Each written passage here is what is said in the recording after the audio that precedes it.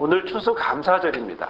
오늘 추수감사 예배로 우리가 하나님 앞에 예배를 하고 있는데, 보통 일반적으로 이렇게 추수감사절을 이야기할 때 꼭 연결해서 하고 해야 되는 것이 미국의 추수감사절하고 우리나라 추수감사절하고 같이 연결을 해서 이야기를 하죠. 우리가 너무나 잘 알고 있지만 추수감사절이 만들어지게 된 배경은 신앙을 지키기 위해서, 신앙의 자유를 찾아서 그 영국의 어떤 신앙적인 핍박 안에서 있지 않고 그걸 떠나서 신앙을 새로운 신대륙에서 신앙의 자유를 만끽하고 누리기 위해서 신대륙을 향해 떠났던 청교도에게 우리가 초점이 맞춰져 있습니다. 1620년에 경건한 삶을 추구했던 이 청교도인들 102명이 그 영국을 떠나서 메이플라워라고 하는 배를 타고 60일 동안 대서양을 건넙니다. 힘들게 어렵게 건너서 도착을 하는데 11월 20일 날 신대륙에 도착을 하죠. 도착을 했는데 때가 겨울이에요. 겨울이다 보니까 아무것도 없고 가져간 것도 없고 그러니까 많은 사람들이 그 겨울 내에 많이 죽었어요. 102명이 출발했는데 그 다음 봄까지 남은 사람은 27명. 나머지 많이 돌아가신 거죠. 그렇게 어렵게 힘들게 지나고 난 다음에 옆에 있는 인디언들이 곡식을 갖다 주고 씨앗을 갖다 주고 그래서 참 귀한 사람들이죠. 인디언들이 도와줘서 그 도움을 통해서 1년이 지나고 나서 커다란 곡식을 걷게 되었습니다. 그래서 그들이 모여서 또 그들을 도와준 인디언들에게 감사의 마음도 있고 또 하나님 앞에 감사의 마음도 있고 해서 잔치를 벌이게 되었어요. 그동안 수확했던 많은 것들을 갖다 놓고 하나님 앞에 감사하고 축제를 벌이면서 일주일 동안 굉장히 기쁜 시간을 보내게 되었는데, 그러면서 이제 추수감사절에는 꼭 칠면조 고기를 먹게 되는 그런 풍습까지 생겼는데요. 어려운 고난 중에서도 힘들지만 그러나 신앙의 자유를 찾아서 신앙 하나만을 바라보고 떠났던 청교도의 신앙은 우리의 신앙 안에 모델이 되고 또 그 신앙을 우리가 본받고자 원하는 마음이 간절하고, 또 그래서 추수감사절이 되면 많은 목사님들이 청교도라고 하는 이 사람들에 대해서 굉장히 많이 소개를 하고 또 우리가 그들의 신앙을 본받자라고 강조를 많이 하고 은혜도 많이 받죠. 자, 그러면 미국은 그렇게 추수감사절이 생겼는데 우리나라는 어떻게 생겼을까? 우리나라 한국교회와 역사가 깊은데요. 1904년부터 시작해서 하나의 과정으로 보면서 원래는 11월 10일 날 추수감사절을 정했고 당시에 선교사들이 11월 마지막 목요일을 추수감사절로 섬기다 보니까 그것이 시간이 지나면서 우리나라는 어떤 의미를 가졌냐면 1914년도에 우리나라 온 선교사가 있죠. 언더우드 아펜젤러라고 하는 귀한 선교사가 있습니다. 자신의 있는 모든 것들을 놓고 오로지 조선 땅에, 지도에는 구석 한 구석에 있는 조선 땅에 와서 자신의 전생애를 드리고자 원했던 바로 이 언더우드 아펜젤러라고 하는 이 선교사들의 오신 것, 하나님이 그들을 보내주신 것에 대한 감사, 그 마음을 기르고자 또 그들이 보니까 추수감사절을 11월 달 말에 하는 거예요. 그러니까 우리도 보내주신 그분들을 하나님께 감사하는 마음으로 그들이 드리고 있는 추수감사절에 그것을 존중하자, 이런 마음으로 또 그달 헌금을 하면 그걸 모아서 선교하는 걸로, 이런 의미를 가지고 1914년부터 내려왔고, 그리고 1921년에는 평양에서 열린 장로회 총회에서 11월 셋째 주일날, 지금처럼 그때부터 쭉 변함없이 11월 셋째 주일날 추수감사절 예배를 하게 되었습니다. 자, 성경에서 근거를 찾기는 어렵지만 그러나 감사의 마음이 두 곳에 있는 것을 우리가 보게 됩니다. 미국은 신앙의 자유를 찾아서 왔고 고난 중에서도 귀한 열매를 맺게 하신 하나님께 감사하는 마음으로 하나님 앞에 감사를 드리고, 또 우리나라는 또 그런 신앙으로 세워진 나라에서 보내준 선교사가 우리나라에 와서 복음을 전하게 되었다라고 하는 사실에 대해서 너무나 감사했기 때문에, 그래서 우리나라도 추석에 해야 될 걸 우리는 그거보다 신앙에 대한 고백으로 선교사들이 온 것에 대한 감사의 마음으로 하나님 앞에 추수감사절을 우리가 지내게 되었습니다. 그러면 우리가 생각하는 추수감사절을 성경에서는 어떻게 이야기하고 있을까? 우리가 그것에 대해서 궁금해지게 됩니다. 말씀을 전하면서 여러분들에게 하나 질문하고 싶은데요. 성경에서 어떤 제사가 가장 먼저 있었던 추수감사절 예배일까요? 창세기에 보면 가인과 아벨의 제사가 자기가 그동안 수고하고 어려웠고 힘들게 했던 이 양과 곡식이라고 하는 것을 가져옴으로 인해서 바로 그것이 첫 번째 추수감사 예배가 되었습니다. 그러나 안타깝게도 그들이 순전한 마음으로 온전한 마음으로 하나님 앞에 드린 사람이 아벨뿐이었기 때문에 하나님이 가인의 예배를 받지 않고 아벨의 제사만, 아벨과 그 제물만 받으시는 그런 모습이 되었죠. 그리고 나서 시간이 흘러서 아브라함을 부르시고 유대인을 생기고 이집트에 있다가 출애굽을 하고 그리고 이제 쭉 지나면서 유대인들은 모세의 율법에 따라 절기를 마련하게 되었습니다. 우리나라도 어떤 특별한 날들이 있죠. 추석이라든가 설날이라든가 이런 것처럼 유대인들도 농경 문화가 되면서 농사를 짓게 되면서 정착을 하면서 거기에 절기를 만들게 되었는데 거기에는 굉장히 하나님의 은혜가 하나님의 섭리가 그대로 녹아져 있는 것을 우리는 보게 되죠. 유대교는 크게 세 가지의 절기가 있습니다. 그것은 크게 유월절, 무교절, 초실절 다 같은 이름이에요. 같은 시기에 비슷비슷하고요. 오순절, 칠절, 맥주절 이것도 같은 시기이고요. 그리고 나서 초막절, 수장절, 장막절도 이것도 같은 시기예요. 유월절이라고 하는 것은 우리같이 보리를 처음 시작했을 때 유월절을 했어요. 그러니까 실제로는 초실절이라고 그러는데요. 유월절을 좀 지나서 그 다음에 초실절이라고 하는 날에 그래서 보리를 수확했을 때 했는데 이것이 신약에 넘어오면서 부활절이 됐어요.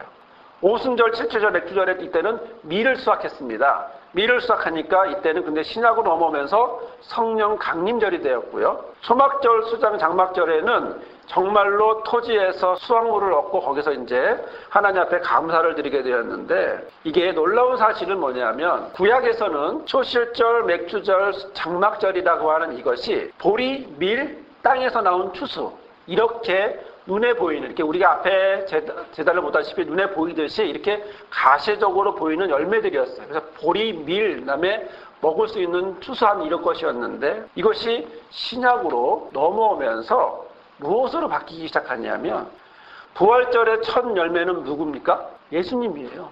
예수님이 첫 부활을 하셨어요. 다시 말씀을 드리면 초실절이라고 하는 이날은 부활절이 되면서 첫 열매인 예수 그리스도가 부활을 하고 그 부활을 하는 걸 보니까 우리도 뭘 할 수 있다? 부활하겠다 라는 걸 보게 된 거죠. 사과나무에 사과가 열렸어요. 내년에는 배가 열리고 그 다음에는 감이 열리겠다 이렇게 생각하지 않아요. 사과나무에 사과가 열렸네? 앞으로도 계속 사과가 열리겠구나. 즉 예수님이 부활하셨네? 곧 나도 부활하겠네. 이거를 알게 된 거죠. 두 번째는 뭐냐면 오순절, 50일 뒤에 오순절이라고 하는 날에 무엇이 임합니까? 성령 강림, 성령이 오십니다. 성령이 오시니까 무엇이 생겼어요? 교회가 생겼어요. 또 그러니까 무슨 열매입니까? 성령의 열매는 교회라는 거죠. 교회는 뭡니까? 교회는 부르심을 입은 자들의 모임입니다. 이렇게 부르신 거예요. 건물이 교회가 아니에요. 한 사람 한 사람을 뭘로 불렀어요? 교회로 불렀어요. 저는 엄현석이라고 하는 교회로 불렀고 또 누구는 아무개라고 하는 교회로 여러분들은 아무개 집사, 아무개 권사, 아무개 성도라고 하는 이름으로 교회로 부르신 거예요. 부르심을 받은 사람들이라는 거죠. 성령 강림절에는 교회가 탄생했고 교회가 탄생하니까 많은 사람들이 구원받을 것이라고 하는 사실을 알게 됐어요. 뭐예요? 열매라는 거죠. 세 번째는 하나님 우리에게 복음을 주실 때 풍성히 얻게 하신다고 말씀하셨는데 초막절이라고 하는 이 날에는 풍성한 추수를 했던 것처럼 풍성한 열매를 맺은 것처럼 그리스도, 예수 그리스도 안에 있으면 우리가 이런 풍성한 삶을 누릴 것이다 라고 하는 의미를 갖게 되었어요. 자, 놀라운 사실이죠. 구약에는 보리와 밀과 땅의 추수였다면 신약에 오니까 뭐예요? 예수 그리스도가 첫 열매요, 교회가 첫 열매요, 그리고 성령께서 주시는 은혜가 첫 열매라는 거예요. 이렇게 신약과 구약은 의미가 바로 하나님이 주시는 열매라고 하는 추수라고 하는 이 의미가 바뀌어지게 되었어요. 참 놀라운 일입니다. 어떻게 이렇게 하나님의 은혜가 처음에 우리는 이렇게 사과를 보고 귤을 보고 계란을 보고 하나님 우리에게 복을 주셨구나 라고 알았는데 그게 아니라 신약에서의 하나님의 은혜는 바로 한 사람 한 사람 하나님이 예수를 바라보고 교회로 부르신 바로 그 사람 한 사람이 뭐예요? 열매라는 거예요. 추수감사절을 통해서 예배를 하고 있어서 앞에다가 제단을 꾸미지만 정말 아름다운 열매는 뭡니까? 정말 아름다운 하나님의 열매는 뭡니까? 저와 여러분이라는 거예요. 하나님이 보시는 귀한 열매는 이런 과일 몇 개가 아니라 바로 하나님 안에서 부르심을 받아서 구원받아서 하나님의 자녀가 되고 하나님의 백성으로 살고 풍성한 삶을 살라고 하는 바로 이런 의미에서 바로 하나님은 저와 여러분을 열매로 누구처럼? 예수님처럼 뭐처럼? 교회처럼 이렇게 여러분들을 열매로 세우셨다라는 거죠. 저와 여러분의 모습이 실제로는 이 앞에 나와야 되고 이 앞에 서야 되고 바로 이 앞에 앉지 못하기 때문에 그 자리에 앉아서 하나님 보시기에 내 열매들이구나. 바로 하나님은 그렇게 보시는 거예요. 저와 여러분을 한 사람 한 사람 보실 때마다 천하보다 귀한 영혼, 바로 내가 핏값으로 산 영혼, 그래서 저들이 나의 열매다 라고 하나님은 저와 여러분을 보실 때 그렇게 보고 계시는 줄 믿습니다. 참 놀라운 것은 우리가 오늘 본문의 말씀, 우리에게 주시는 말씀을 한번 보려고 하는데요. 자, 이런 모든 모습이 성령 안에서 예수님의 첫 열매가 되고 교회가 첫 열매가 되면서 우리에게 풍성한 삶을 주시는 이런 은혜를 허락하셨는데 여러분들에게 하나 또 질문하고 싶은 것은 과연 구체적으로 이것이 어디에서 일어났을까요? 이러한 모습이 이런 첫 열매 그리고 예수 그리스도의 모습으로 또 교회가 첫 열매로 어디에서 이런 모습이 있었을까요? 그것은 바로 초대교회에서부터 시작을 했다라는 거예요. 바로 거의 2000년 전쯤에 시작한 바로 초대교회 때부터 시작을 했는데 그러면 이 초대교회는 무엇으로 가능했을까? 한마디로 표현하면 성령입니다. 성령으로 가능한 겁니다. 자신의 힘, 사람들의 노력? 아니요. 하나님께서 성령을 예수님을 통해서 성령을 보내시고 그 성령을 통해서 그 나라와 그 유대인들을 통해서 바로 초대교회를 세우심으로 인해서 바로 그곳에 하나님의 열매를 세우시는데 놀라운 사실은 또 하나 있습니다. 초대교회를 성령으로 세우셨는데 놀라운 사실은 여기에 또 하나가 추가가 된다고 하는 사실입니다. 그것이 14절에 있는 말씀이에요. 14절에 보면 더불어 마음을 같이 하여 라고 말씀하고 있습니다. 사랑하는 성도 여러분, 우리 교회는 이제 회복을 이야기하고 성장을 이야기하고 그래서 하나님 주신 비전이 마음을 만지는 목자, 영혼을 살리는 목자, 꿈꾸는 목자가 되기 위해서 가장 먼저 마음을 만지는 일을 하고 있는데 그러기 위해서 회복의 과정을 통해서 8가지 과정 중에 우리가 지난주까지 1단계, 2단계, 3단계를 봤습니다. 오늘은 4단계를 볼 차례인데 1원리가 뭡니까? 우리가 함께 주보 보시면 1원리가 나오는데 1원리를 함께 보시도록 할까요? 같이 읽겠습니다. 나는 하나님이 아닌 것을 깨달았습니다. 나는 잘못된 일을 하려는 나의 성향을 관리하는 데 무력하며 나의 생활을 관리할 수 없게 되었다는 것을 시인합니다. 여러분, 나는 내 인생의 주인이라고 생각합니다. 나는 내 인생의 내가 주인이라고 생각하며 지금까지 살아옵니다. 하지만 어느 순간 그것이 아니라는 사실을 알게 되고 내 인생의 주인은 내가 아니라 하나님이라는 사실을 알게 되면서 내 인생을 내 마음대로 할 수 없구나. 그들에게 영향을 줄 수 없구나. 내 자식 내 마음대로 할 수 없구나. 이 사회를 내 마음대로 할 수 없구나라고 하는 사실을 알게 됩니다. 즉 내가 하나님이 아니라는 내 자신의 주인이 아니라는 사실을 알게 되죠. 초대교회가 바로 이런 모습을 하고 있습니다. 뭐냐면 예수님이 그들의 그리스도로 오셔서 주인으로 오셔서 왕이 될 줄 알았어요. 왕이 될 줄 알고 예수님을 열심히 따랐어요. 그랬더니 이걸 웬걸? 예수님 십자가에 죽어버리는 거예요. 유대인의 왕이 될 줄 알았는데 그런데 그냥 죽어버렸어요. 며칠 지나고 나니까 3일 지나고 나니까 예수님이 다시 부활하셨어요. 자기들 생각할 때 로마를 이기고 자기들은 여기서 유대의 나라를 다시 독립해야지 라고 생각을 했는데 자기들의 뜻과는 전혀 상관없이 예수님이 죽고 부활하시고 한 40일 같이 계시더니 어떻게 하셨어요? 승천해버리셨어요. 이제 남은 건 우리들 뿐이야. 뭐예요? 내 인생의 주인이 내가인 줄 알았더니 내 맘대로 하고 싶었는데 그게 아니라 하나님이 하셔야 되는 거라는 사실을 알고 유대 나라의 회복이 우리 힘으로 되는 게 아니라 내가 이 앞에 모든 것들 앞에 무력하구나, 힘이 없구나, 어쩔 수 없구나라고 하는 사실을 고백하지 않을 수 없게 되었습니다. 예수님이 승천하시던 순간에도 사도행전 1장 6절에는 제자들이 물어봅니다. 이스라엘 나라를 회복하심이 이때입니까? 예수님이 승천하는 그 순간까지도 물어보는 건 우리나라 언제 독립해요? 이거 물어봐요. 그런데 승천하시고 나면서 이들이 겪었던 건, 경험하게 되는 건 자신의 힘으로 할 수 없음을 고백하게 되었습니다. 두 번째는 무엇입니까? 두 번째 원리를 같이 읽겠습니다. 하나님이 존재하시며 내가 그에게 중요하고 그분이 내가 회복되는 데 도움을 줄 수 있는 능력이 있음을 진심으로 믿습니다. 아멘. 자, 초대교회는 철저히 바라보았고 또 열심히 따라다녔던 예수. 그러나 실제로는 누구의 열정으로 했습니까? 자기 열정으로 한 거거든요. 자기 열정으로 이스라엘을 독립하고 싶었는데 그게 아니었구나. 그렇다면 이제는 누구를? 철저하게 하나님을 믿어야겠구나. 하나님 앞에 의지할 수밖에 없구나. 이제 내가 하나님이 아니고 하나님이 나의 하나님이시구나라는 사실을 알고 하나님이 모든 것의 주인이구나 라고 하는 고백을 하게 되었죠. 그러면서 세 번째 원리가 무엇이죠? 같이 읽겠습니다. 그리스도의 보살핌과 주관하심에 나의 전 삶과 의지를 의식적으로 맡기기로 결정합니다. 초대교회가 남은 것은 이제 뭐 하라는 겁니까? 이제 하나님 앞에 나가는 것밖에 없어요. 어떤 사건이 있습니다. 힘든 일이 있습니다. 어떻게 할까요? 그냥 무너져 넘어져 있을까요? 아니면 이 힘을 내서 이겨내야 될까요? 당연히 힘을 내서 이겨내야죠. 그걸 뭐라고 표현해요?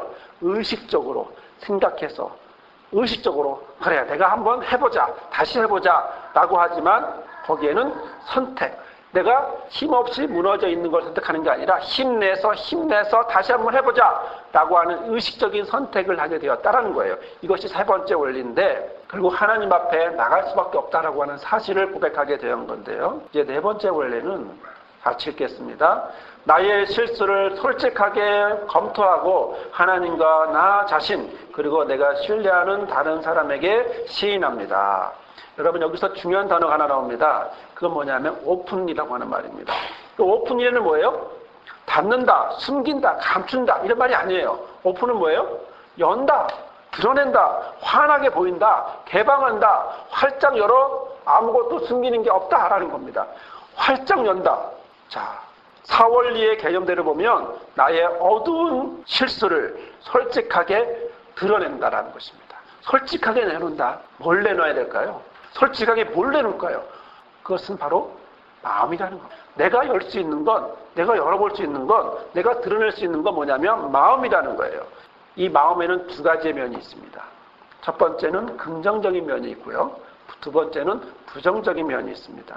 지난 주일날 말씀에서 우리가 의식적으로 의도적으로 하나님을 선택하라. 내 것이 있고 하나님의 것이 있으면 뭘 선택하라고요? 의식적으로 하나님의 것 선택하라고 하는 것을 지난주에 말씀을 들었는데 이것을 하는 데 있어서 장애물이 있습니다. 하나님의 것 선택하려고 했더니 뭐가 있어요? 내 마음에, 내 속에 교만이 있어요.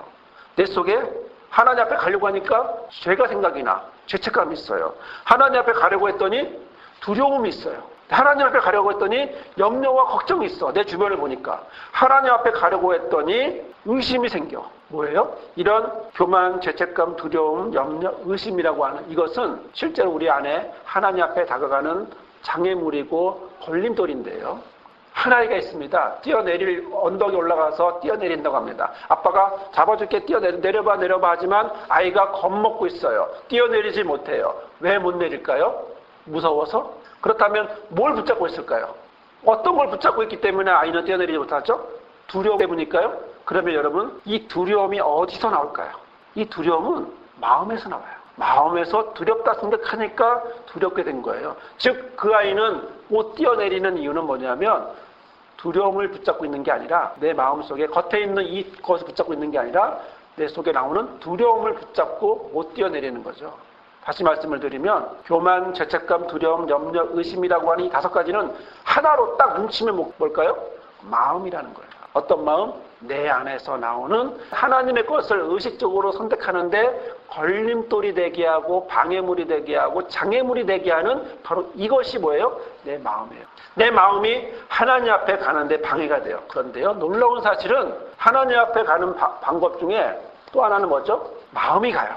마음 때문에 못 가는데 놀라운 사실은 마음이 가요. 내 마음이 중요한 거예요. 성경은 분명히 말하는 건 뭐냐면 마음이 있느냐 없느냐는 겁니다. 하나님 앞에 열려 있느냐 닫혀 있느냐를 얘기합니다. 그런데 오늘 말씀을 보니까 놀라운 사실은 바로 이런 자신의 무력을 알고 이제는 내가 아니라 하나님이 하셔야 되는구나 하는 걸 알고, 세 번째로 하나님을 의식적으로 선택하면서 나의 활짝 열어야 될 건 뭔가 봤더니 마음이었어요. 마음을 열고, 그리고 예수님의 제자들이 어디에 모였어요? 마가 다락방에 모였고, 제자들이 모였고, 예수님의 가족들이 모여서 그들과 함께 하나의 마음을 갖게 되었습니다. 이게 오늘 우리가 읽은 14절 말씀인데요. 더불어 마음을 같이하여 전혀 기도에 힘썼다는 거죠. 가장 중요한 것은 마음입니다. 마음이 먼저 모아져야 합니다. 120명이 마가다락방에 모였는데 각자 지 생각하고 있으면 어떨까요? 배가 하나가 있는데 배가 지 맘대로 올라가는 건 사공이 여러 명이기 때문이죠. 바로 하나의 마음, 하나의 마음으로 모이는 것, 마음을 같이하여 라고 하는 이 말이 우리에게 은혜가 됩니다. 이 마음을 같이하여라고 하는 말은 헬라어로 호모디마돈이라고 하는 말인데요. 사도행전에 이 말을 10번이나 사용을 했어요. 얼마나 자신의 생각이, 자신이 바라보는 이것이 중요한 것을 보여주고 있는 거죠. 누가는 마음을 같이 하는 것이 굉장히 중요했어요. 그냥 같은 집안에 있다고 같은 가족입니까? 생각이 따로따로 있으면 같은 가족이 아니겠죠. 그러나 한 마음 되고 한 뜻이 되어서 움직인다면 그것은 10명이도 20명이 상관없습니다. 한 군대가 한 마음 따라가는 것 중요하죠. 마찬가지로 바로 이 마음을 같이하여라는 말은 마음과 정신을 하나로 모은다라는 겁니다. 하나로 모은다라고 하는 건데, 성전에 모을 때 뭘 같이 했습니까? 2장 26절에 마음을 같이 했습니다. 통성 기도를 할 때 뭘 했습니까? 일심으로 마음을 같이 했습니다. 사도들의 이적을 본 사람들이 뭘 했습니까? 마음을 같이 해서 모였어요. 전도자들의 말을 들은 사람들이 일심으로 뭘 했어요? 같은 마음으로 주를 쫓았어요. 그렇습니다. 마음을 같이 하고 일심으로 하는 것. 바로 이것은 자신의 닫혀있는 마음이 아닌 열려있는 마음으로 활짝 마음을 열고 어디로? 하나님에게로 가는 것이고, 하나님에게로 가는 방법은 무엇이냐? 바로 성령과 함께 마음을 같이해서 함께 모이고, 마음을 같이해서 기도하고, 마음을 같이해서 말씀을 듣고, 마음을 같이해서 주님을 따르는, 마음을 같이해서 마가다락방에서 모여서 기도하는. 그러자 며칠 뒤에 오순절 성령 강림이 있었습니까? 열흘 뒤에 그들이 마음을 같이해서 기도하지 않았다면, 이젠 힘들어, 예수님 가버렸으니까 아무것도 없어, 우리는 도저히 아무것도 안 될 거야 라고 생각하지 않고, 하나님이 좋은 것을 주시겠다고 말씀하셨기 때문에, 성령을 주시겠다고 말씀하셨기 때문에, 몇 날이 몇 대 너희들에게 은혜를 주시겠다고 말씀하셨기 때문에 그것을 바라보고 마가다락방에서 기도했던 이 120명의 제자들은 성령의 체험을 하게 되고, 그리고 교회가 생기게 되었고, 그리고 세상 밖으로 뛰쳐나갈 수 있게 되었다는 거죠. 겁먹었던 이들이 이제는 마음이 단단해지고 담대해지고 용기 100배, 1000배, 만배해서 나갈 수 있게 되었다는 것입니다. 이렇게 출발한 초대교회의 역사가 바로 이 순간에도 우리에게도 함께합니다. 2000년 전에 있었던 초대교회 역사가 그걸로 끝나는 것이 아니라, 같은 마음으로 같은 생각을 하고 같은 뜻을 따라 같은 생각을 하는 이런 모습은 결국 우리와도 함께합니다.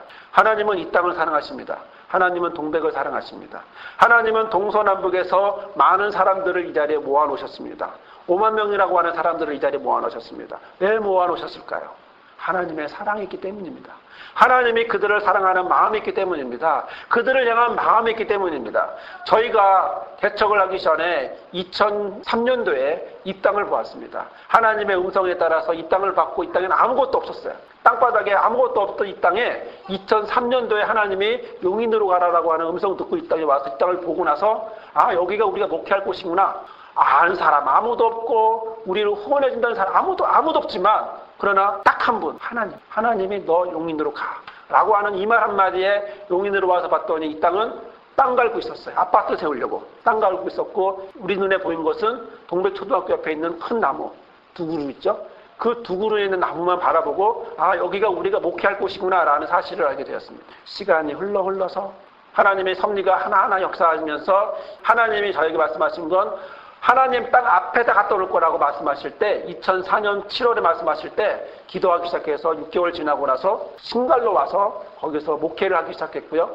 그리고 작년 기도 중에 하나님 언제 저 개척합니까? 언제 나갑니까? 라고 기도했을 때 마음속에 2007년도에 간다라고 하는 마음을 강하게 주셨고, 하나님 2007년이면 1월부터 12월이 너무 멀어요.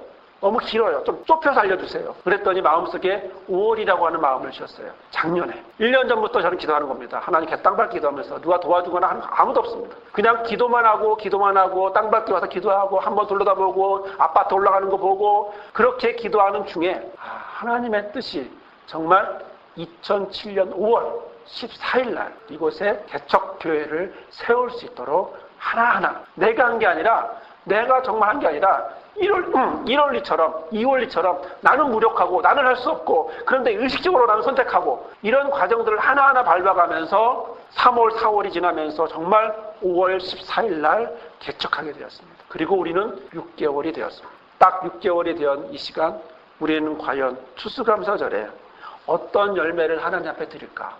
하나님이 그동안 우리는 어떤 추수를 하게 되었는가? 라고 묵상해 보았습니다.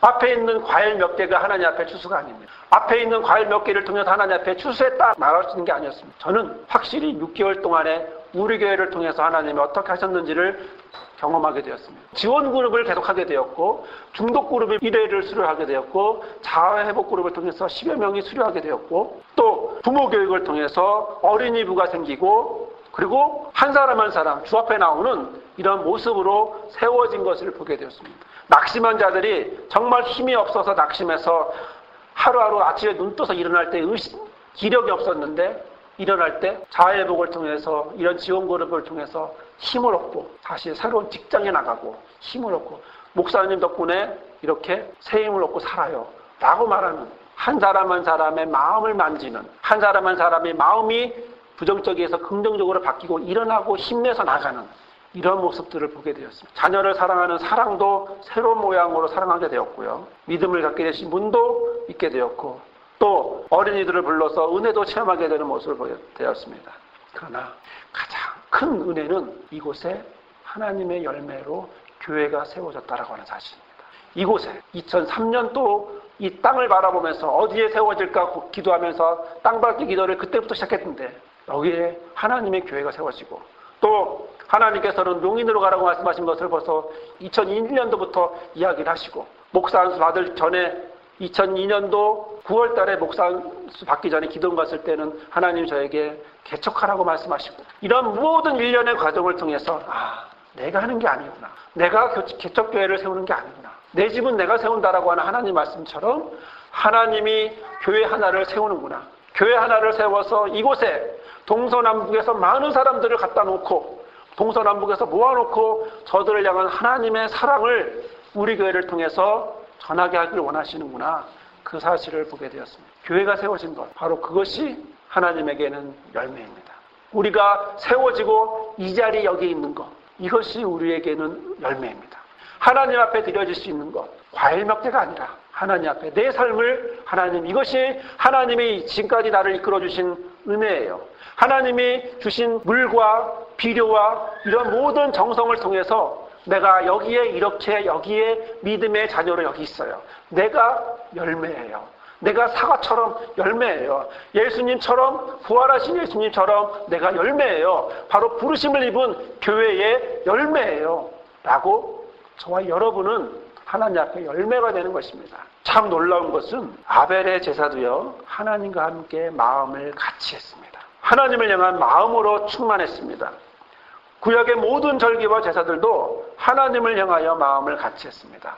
오순절과 초대교회도 역시 하나님과 함께 했습니다. 그리고 청교도들이 신앙을 찾아서 자유를 찾아서 그곳을 갔을 때도 오로지 그들은 마음을 하나님에게로 두었습니다. 오늘 우리에게 주신 하나님 말씀은 마음을 같이하여 우리 교회가 세워지고 우리 교회를 통하여 열매 맺어지고 옆에 있는 다른 교회들도 하나님의 은혜 가운데 열매 맺어지는 그런 삶을 살고 있습니다. 사랑하는 성도 여러분, 열매가 누굽니까? 열매는 예수님이십니다. 열매가 누굽니까? 열매는 교회입니다.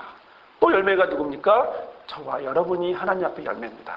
저와 여러분의 삶이 하나님 앞에 열매입니다. 이 열매의 삶을 그리고 우리의 마음을 온전히 하나님 앞에 드리는 온전한 열매가 되기. 사랑의 하나님, 하나님의 귀한 열매로 보리와 밀과 땅의 소산이 아닌 예수를, 성령으로 교회를, 그리고 우리를 하나님이여 열매로 삼아주시니 감사합니다. 영원히 주님 안에서 열매의 모습으로 살아가길 원하고, 또 우리가 열매 되었기에 아버지 앞에 마음을 같이하여 한 마음이 되어 일심으로 주님과 동행하며 살고, 또한 많은 자들을, 다른 아직 마음을 같이하지 못한 자들을 하나님 앞에 인도하는 주님의 귀한 그릇 되게 하여 주옵소서.